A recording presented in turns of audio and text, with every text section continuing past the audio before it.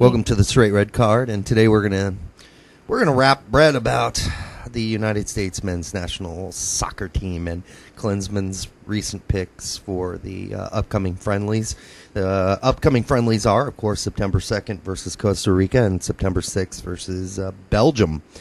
And before we get to that, Brett, just one annoying thing that keeps popping up in my email box and other places. All these British, mostly probably English guys, writing me, telling me that it's not called soccer. It's called football. Or, sorry, let me do that in an English accent. It's not called soccer. It's called football, you idiots.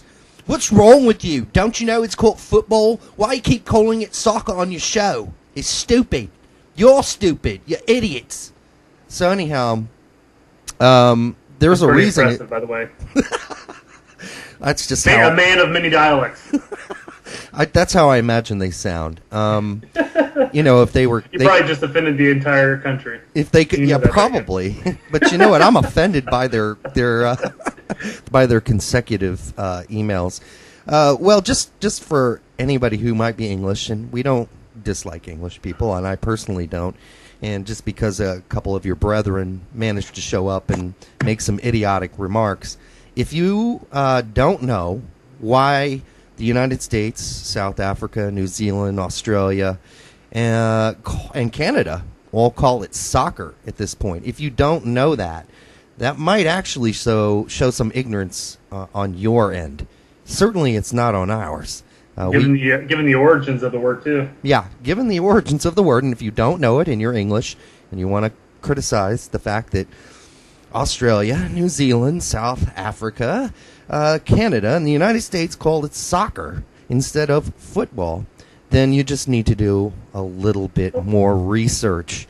And that's all. I just want to what a petty thing to get bitchy about. That's all I got to say. It's such a small thing. It's so bent out of shape about. But it's their. I don't care if we call it a 11-man game. Yeah, that's it. Right. But we can call it whatever the fuck we want. Exactly. We should be able to call it whatever we want. And what it really is, Brett, in the end run, it's just a launching pad for most of them to let us know, because we are Americans, even though my mom is German, so I'm not 100% American, although I feel very 100% American, that we're a bunch of idiots because we're Americans, basically. And because we call it, that's their launching point. We call it soccer. They can launch into whatever tirade they want to afterwards to let us know how stupid we are.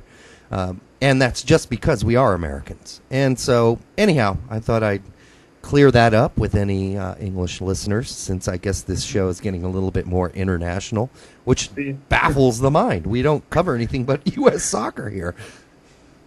But anyhow, all right, let's get to the lineup that Klinsmann picked.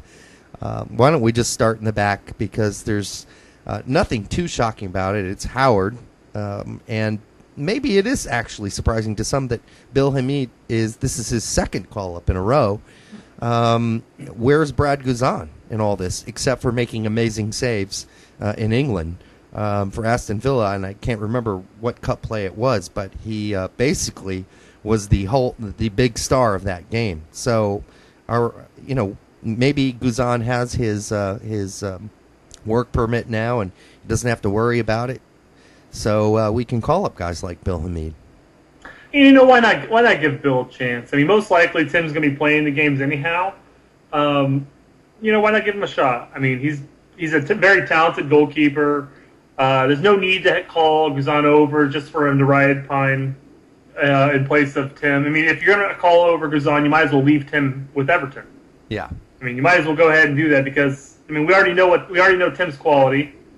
And if you're going to bring over Guzan to play, you might as well just bring one or the other, which I would hope that Klinsmann would do in the future. Not necessarily call up both of them on a meaningless friendly, because it's not necessary.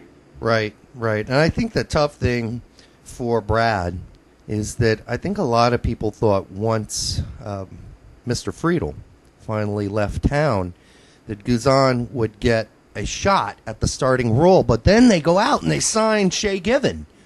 And now he's right back to where he was before. So I guess Aston Villa just were not ready to give, Brad Guzan the starting role. And they went out and they got, what a lot of people would consider one of the better goalkeepers in the EPL. So a little depressing for him. Which we'll see what happens. Yeah, I mean he'll have all the cup games to shine. Again, he'll get his opportunities, and at the very worst in the winter transfer window, he might get loaned out again.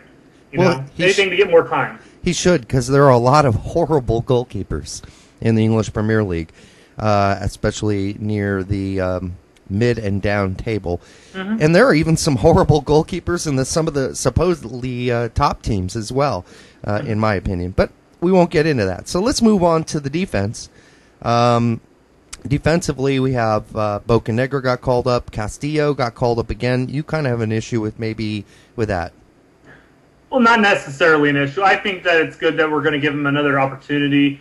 I don't know. I wasn't really blown away in his first performance, but he looked scattered. Yeah. Again, I don't want to base my entire judgment based on one performance solely. Let's give him another shot. There were some positives, some negatives, and I think he's a possibility. And I mean, who's his competition really at left back? Well, Pierce was going to be maybe some competition, but of course he popped a hammy or something last night, so he's out. I don't know who's going to replace him. I'm suggesting Gonzalez from L.A.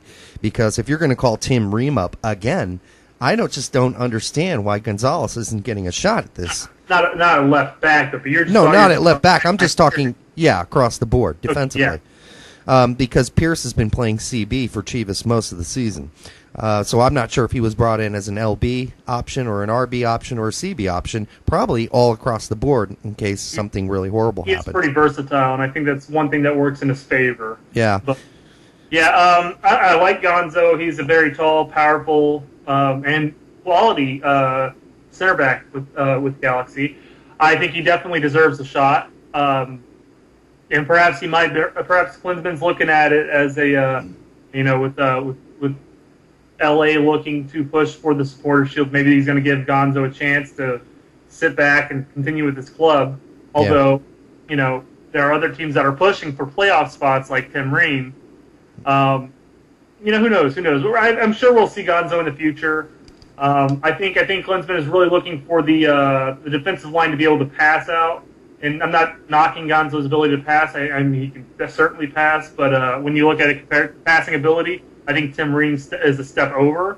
Yeah, but Gonzo's been defensively much better. And I understand you want to pick Tim Ream up because he has that vision down the field. But he's had a pretty rough year. Let's not just simply point to all the defensive blunders for the Red Bulls of recent. When you have to look at it's a collective, a team collective. Sure, I agree. The midfield breaks down, which makes the defensive job a little more difficult. You have to decide whether or not you're going to pick up a man or whether or not you're going to take the space. Yeah, the midfield sucked for the Red Bulls. Yeah, it's tough. It's tough to blame Ream for everything here. You can, and I'm not. I'm just saying. Yeah, I'm just saying he's made some errors, and I don't know if I had to pick between Gonzalez and Ream right now, though. I would go with Gonzalez because I think has been stronger. I agree. He's just been stronger in the air. He's just been tougher, but of course he broke his face, so he's wearing the mask, and maybe they don't want to deal with that. I don't know, but we all know who's going to start at CB anyhow. It's going to be Bocanegra and Goodson. We might see Orozco later on in the second half, but those are going to be your CB guys. The real question is who's going to start out at left back. If it's not Castillo, you do have the option of Lloyd, and maybe even this new guy from Hoffenheim, who everybody seems to be really excited about, even though, he hasn't played a whole lot. He's played 3 games for Hoffenheim this season, and that's Fabian Johnson. Mm-hmm. I mean, people seem to be high on him. I haven't really seen any of his matches, so I don't know how good or talented he is, but he's pretty talented. People have been questioning why Bob never called him up. Well, look. I mean, let's look at Fabian Johnson's career. He started out at 1860 Munich or München, depending on what pronunciation you like, and then he went to Wolfsburg, and he played pretty minimally there. I think he played maybe 13, 16 games last season. That's not a whole lot of playing time. But then, he started half the games or played in half the games so far for Hoffenheim this season. Why not get him in the fold? Let's take a look at him. And since Castillo didn't really, blow us away last game, let's put Fabian Johnson in that spot. Although apparently he can also play midfield, but we're not short at midfield. What we're short at is left back. So let's give him a shot at it. I think personally, I'd start him. And what's great is that you do have the Germany connection. You do have Timmy Chandler in there. You do have Steve Trundolo.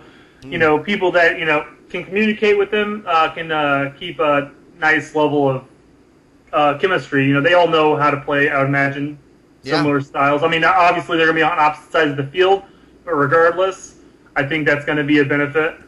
Plus, not to mention with Klinsmann's history, you're looking at a nice connection there, and we're seeing a lot more of the German Americans making a step forward. That's for sure. In fact, I think it was D-Rec last week who put out an all Bundesliga American lineup, World Cup or national team lineup. And these are all players that play in the Bundesliga. So you had Chandler, Trundolo, Fabian Johnson, Bradley, Jermaine Jones. The only place where we're kind of weak is, of course, at the striker, where I think he picked a couple, 2 Bundesliga guys. Yeah. What was it? Buttle? I don't know who the third. I don't know you recommended Buttle, but I think he had 2 other guys. Oh. Oh, well, anyhow, the point is we could actually have an all Bundesliga team. Yeah, very possible. All German-based players playing for the national team right now. Of course, we're not going to do that, but let's talk about this, because speaking of the Bundesliga, at right back, do you start Chandler or do you start Trundolo and let Chandler come in the second half? I start. Right back. As far as first game's concerned, I would start Dolo, just because. This is Klinsmann's second match.